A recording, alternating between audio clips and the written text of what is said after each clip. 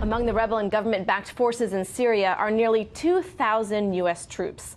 Thankfully, Defense Secretary James Mattis says none of them were in harm's way during last night's airstrikes.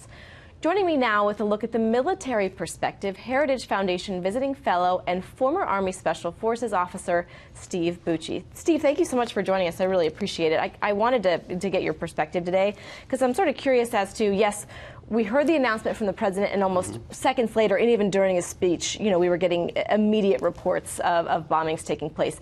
But that takes some preparation, obviously. Can you sort of walk me through what happened last week? Absolutely. The president gives his initial intent to the Department of Defense folks, and they go back and start looking at options.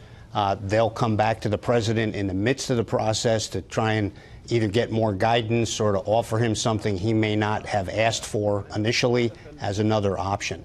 And then they just go through that process, and it took a week, which sounds like a long time, but for this kind of precision was pretty darn fast. So there's ping-ponging and then also bringing in other countries, because obviously this was a coalition effort. And that complicates it further. If it was unilateral, it's relatively simple. And also when you support. Add others. We talked about where they had to go in. The other countries had to assist just because they weren't necessarily. We had to get permission from Qatar to fly out of their air base. There's airspace issues, those sort of things.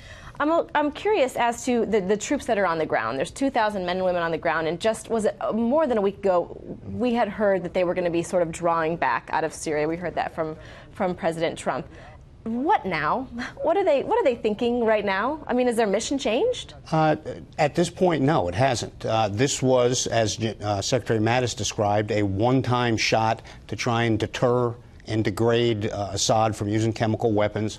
It is not a new mission creep. It's not something different than what those folks were doing. Do you think this is a one-off?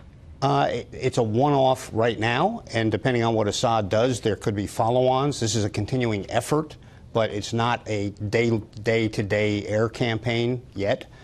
So those folks on the ground are going to continue the missions they were doing, fighting ISIS, working with our friends, and going after our enemies. And a lot of them are very, very well informed about this stuff. Our commanders keep those young folks informed, and some of them are not that young. Some of them are very experienced, special forces guys who have a lot of miles on them.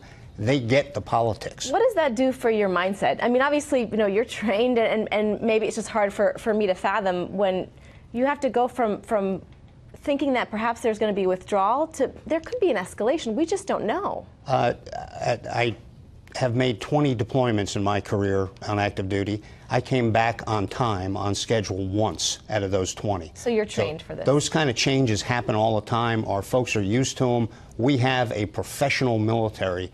They're not a bunch of draftees. They get this, and while they'd be happy to come home if the president said come home, they understand why they're there, and they want to do the right thing. Yeah, they're the best in the world. Mr. Bucci, thank you for joining us, sir. Thanks for and thank you for your service. Thank you Appreciate it.